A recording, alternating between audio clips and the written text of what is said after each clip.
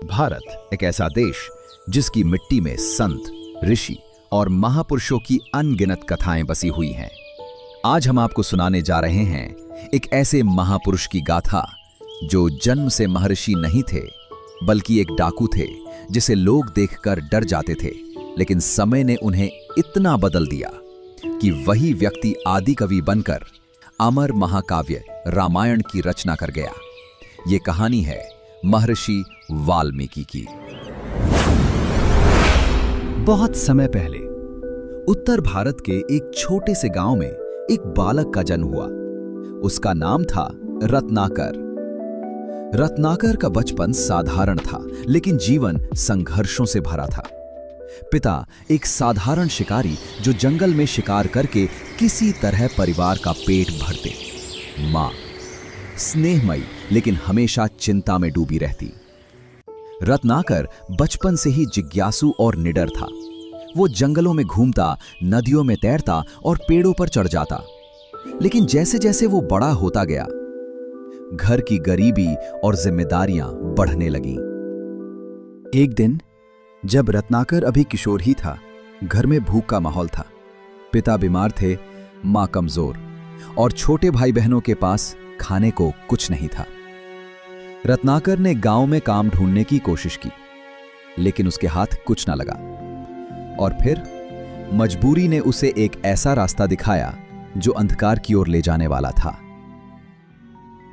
शुरुआत में उसने राहगीरों से खाना मांगा, लेकिन धीरे धीरे उसकी आदत लूटपाट में बदल गई। रत्नाकर ने महसूस किया कि डर और ताकत से वो आसानी से अपना पेट भर सकता है। समय बीतता गया और रत्नाकर का नाम आसपास के गांव में डर का पर्याय बन गया। लोग जंगल से गुजरते समय उसका नाम लेकर कांपते थे। रत्नाकर अब कोई मासूम गांव का लड़का नहीं था, वो एक डाकू था और यही उसकी पहचान बन चुकी थी। दिन बीतते गए और रत्नाकर का हृदय कठोर होता गया। वो सोचता था कि अपने परिवार की भलाई के लिए चाहे जो करना पड़े वो करेगा। उसे ये एहसास ही नहीं था कि वो पाप के रास्ते पर कितना आगे बढ़ चुका है। रत्नाकर को लगता था, मैं ये सब अपने परिवार के लिए कर रहा हूं, तो इसमें गलत क्या है। उसे नहीं पता था कि किस्मत ने उसके लिए कुछ और ही सोच रखा है। घने जंगल में हल्की हल्की हवा बह रही थी। पक्षियों की चहचहाहट के बीच पत्तों की सरसराहट सुनाई दे रही थी। और तभी एक मधुर वीणा की धुन गूंज उठी। रत्नाकर चौकन्ना हो गया। उसने देखा एक तेजस्वी साधु पीत वस्त्र पहने, हाथ में वीणा लिए धीमे धीमे कदम बढ़ा रहे हैं। उनके चेहरे पर अद्भुत शांति और आंखों में दिव्य करुणा थी। ये थे महर्षि नारद। रत्नाकर ने सोचा, अरे ये अकेले साधु तो आसान शिकार हैं, लेकिन उसे क्या पता था कि ये मुलाकात उसकी जिंदगी हमेशा के लिए बदल देगी। वो झाड़ियों से निकलकर नारद जी के सामने आ खड़ा हुआ, धनुष ताने हुए। रत्नाकर कड़क आवाज में, रुक जाओ, जो भी है सब दे दो, नहीं तो जान से मार दूंगा। नारद जी ने मुस्कुराकर कहा, पुत्र, तुम कौन हो और ऐसा क्यों कर रहे हो? मैं हूं रत्नाकर, जो इस जंगल से गुजरता है, उसे लूटना मेरा काम है। अपने परिवार के लिए जो भी करना पड़े मैं करता हूं। दूसरों को मारकर और लूटकर अपने परिवार का पेट भरते हो? हां, इसमें बुराई क्या है? नारद जी ने एक गहरा प्रश्न किया, पुत्र, ये बताओ, क्या तुम्हारा परिवार तुम्हारे इन पापों में हिस्सा लेगा? क्या जब तुम्हें इस पाप का फल मिलेगा तब वे तुम्हारे साथ भुगतेंगे? बिल्कुल, वे तो मेरे अपने हैं, मेरे लिए जान भी दे देंगे। नारद जी ने गंभीरता से कहा, अगर वे तुम्हारे पापों में हिस्सा लेने को तैयार हो तो मैं बिना कुछ कहे मेरे पास जो भी कुछ है मैं तुम्हें दे दूंगा और मैं यहां से चला जाऊंगा। रत्नाकर को अपनी बात पर पूरा भरोसा था। वो तुरंत अपने गांव की ओर दौड़ा। रत्नाकर ने सबसे पहले अपनी पत्नी से कहा, मैं तुम्हारे लिए हर रोज अपनी जान जोखिम में डालता हूं, दूसरों को लूटता हूं, क्या तुम मेरे इन पापों में भागीदार बनोगी? पत्नी ने चौंक कर कहा, पाप? मैं तुम्हारे किए पाप में क्यों भागीदार बनूंगी? मैं तो बस ये मानती थी कि तुम कोई मेहनत का काम करते हो। रत्नाकर को पहली बार हल्का सा झटका लगा। वो अपने पिता के पास गया। पिताजी, आप मेरे पाप में भागीदार बनेंगे? पिता ने सख्त स्वर में कहा, बिल्कुल नहीं बेटा, पाप का फल हर किसी को अकेले ही भुगतना पड़ता है। रत्नाकर ने अपनी मां से भी पूछा, लेकिन मां ने भी सिर झुका लिया।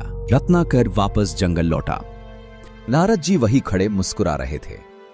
नारद जी ने पूछा, क्या हुआ पुत्र? परिवार ने क्या कहा? नारद मुनि, क्या सच में मुझे अकेले ही पाप का फल भुगतना पड़ेगा? नारद जी ने करुणा से कहा, हां पुत्र, यही सत्य है। जीवन में हर कर्म का फल हमें अकेले ही भुगतना पड़ता है, चाहे वो अच्छा हो या बुरा। ये शब्द रत्नाकर के दिल में तीर की तरह चुभ गए। उसे पहली बार अपने कर्मों का एहसास हुआ। रत्नाकर अब अपने पुराने जीवन से पूरी तरह ऊब चुका था। नारद जी के शब्दों ने उसकी आत्मा को झकझोर दिया था। उसे अब सिर्फ एक ही चाह थी, अपने पापों का प्रायश्चित करना और सत्य के मार्ग पर चलना। रत्नाकर ने धनुष नीचे रख दिया। वो नारद जी के चरणों में गिर पड़ा। मुनिवर, मुझे मार्ग दिखाइए, मैं ये पाप का रास्ता छोड़ना चाहता हूं। नारद जी ने उसे जंगल के एक शांत स्थान पर बैठाया।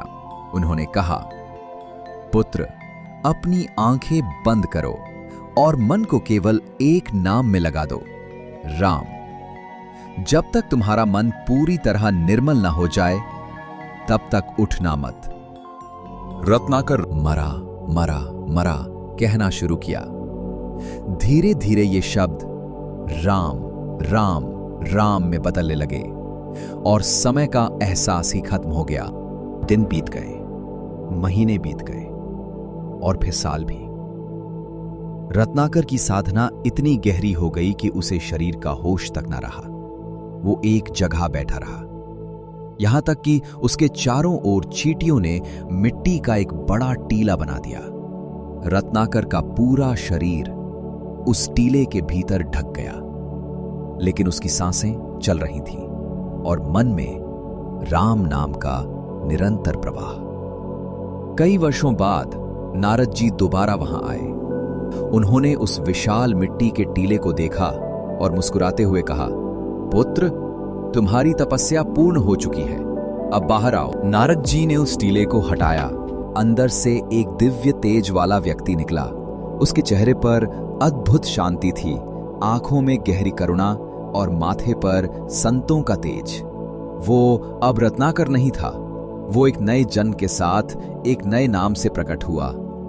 वो नारद जी ने कहा, तुम्हें अब संसार वाल्मीकि के नाम से जानेगा। रत्नाकर ने आश्चर्य से पूछा, वाल्मीकि? नारद जी ने समझाया, जिस चींटियों के टीले को संस्कृत में वाल्मीक कहते हैं, तुमने उसी के भीतर वर्षों की साधना की है, इसलिए अब तुम वाल्मीकि हो गए, वो ऋषि जो तपस्या की अग्नि से शुद्ध होकर जन्मा है। रत्नाकर ने अपने नए जीवन को स्वीकार किया। वो अब एक महर्षि बन चुका था। उसके भीतर से लोभ, क्रोध और हिंसा पूरी तरह समाप्त हो चुकी थी। उन्होंने जंगल में एक आश्रम बनाया, जहां वे शिष्यों को वेद, मंत्र और जीवन का सत्य सिखाते। उनका आश्रम साधना और शिक्षा का केंद्र बन गया। जंगल में आने वाला हर जीव, मानव हो या पशु, वाल्मीकि की शरण में सुरक्षित महसूस करता। अब उनके जीवन का उद्देश्य स्पष्ट था, सत्य, करुणा और धर्म के मार्ग पर चलना और दूसरों को भी उसी मार्ग पर ले जाना। किस्मत ने उनके जीवन में एक और अद्भुत मोड़ रखा था, एक ऐसा क्षण जो उन्हें केवल महर्षि ही नहीं बल्कि आदि कवि बना देगा। एक ऐसा प्रसंग जो संसार को एक अमर ग्रंथ रामायण देने वाला था। एक दिन सुबह का समय था। जंगल में हल्की हल्की धूप पेड़ों की टहनियों से छनकर नीचे आ रही थी। पक्षियों की मधुर चहचहाहट और हवा में ताजगी का स्पर्श। महर्षि वाल्मीकि अपने प्रिय शिष्य भारद्वाज के साथ नदी की ओर जा रहे थे। हाथ में कमंडलू, होठों पर हल्की मुस्कान और मन में पूर्ण शांति। रास्ते में वे प्रकृति की सुंदरता को निहार रहे थे। तभी उनकी नजर नदी किनारे के पेड़ों पर बैठे क्रॉंच पक्षियों के जोड़े पर पड़ी। दोनों पक्षी प्रेम और आनंद के क्षण बिता रहे थे। यह दृश्य वाल्मीकि के हृदय को प्रसन्न कर गया, लेकिन भाग्य को कुछ और ही मंजूर था। झाड़ियों के पीछे से एक शिकारी आया। उसने धनुष पर तीर चढ़ाया और क्षण भर में नर क्रौंच पक्षी को मार गिराया। वो पक्षी जमीन पर गिर पड़ा। उसकी मादा चीखने लगी। उसकी पीड़ा आकाश तक गूंजने लगी। उसके पंख फड़फड़ाए। उसकी आवाज करुणा से भर गई। ये दृश्य देख महर्षि वाल्मीकि के हृदय में गहरी वेदना उठी। उनके भीतर करुणा, दुख और क्रोध का मिश्रण उमड़ पड़ा।